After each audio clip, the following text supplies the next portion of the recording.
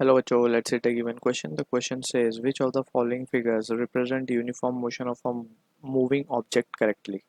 So हमें चार graph given है and the graph is between distance and time. So इस question का जो key concept we need to understand is the concept of uniform motion. पहले हम समझ लेते हैं uniform motion क्या होता है. Basically, uniform motion is the motion of body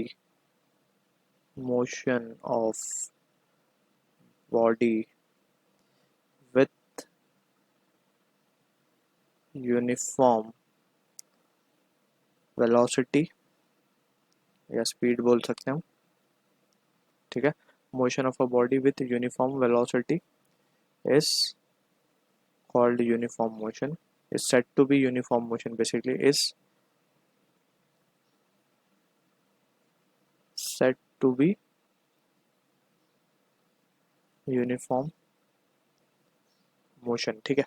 तो ये बात हो गई यूनिफॉर्म मोशन की. अब हम बात करते हैं कि हमें जो ग्राफ गिवन है डिस्टेंस वर्सेस टाइम का.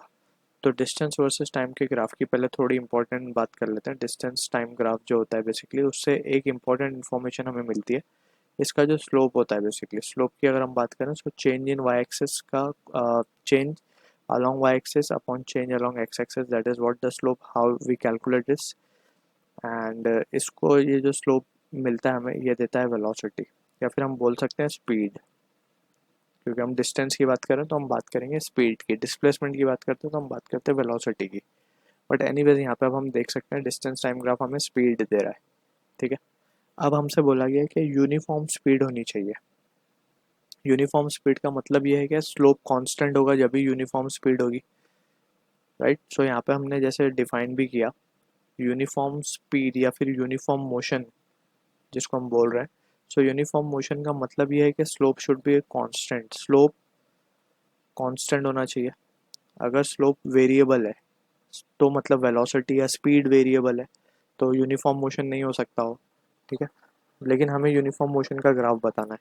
तो यूनिफॉर्म मोशन का ग्राफ अगर हम ऑप्शन ए को देखें तो इसमें स्लोप कांस्टेंट है. मीन्स हर पॉइंट पे अगर हम देखें तो ये delta Y upon delta X जो भी वैल्यू होगी ये हमेशा for this line is constant. ठीक है. लेकिन सेकंड केस के लिए हम देख सकते हैं कि इट इज़ गेटिंग चेंज. यहाँ पे इस पॉइंट पे स्लोप कुछ और है, इस पॉइंट पे स्लोप कुछ और होगा. ठीक है. क्योंकि कर्व्ड हो रहा है. ऑप्शन सी को तो स्ट्रेट अवे डिस्कार्ड कर सकते हैं. ऑप्शन डी कैन ऑल्सो भी डिस्कार्डेड. ऑप्शन डी में तो डिस्टेंस चेंज ही नहीं हो रहा. ठीक है ना. तो स्पीड तो आएगी नहीं.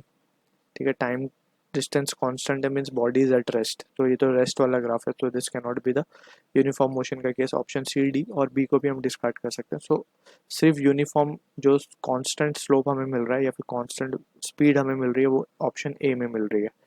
राइट. इसका हर पॉइंट पे स्लोप जो है वो सेम है. ठीक है ना. हर पॉइंट पे स्लोप सेम है.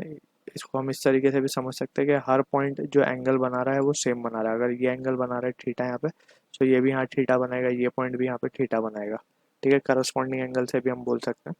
तो this is having a constant slope, that means uniform motion का case. Option A will be the answer for this. I hope you understood the solution. All the best.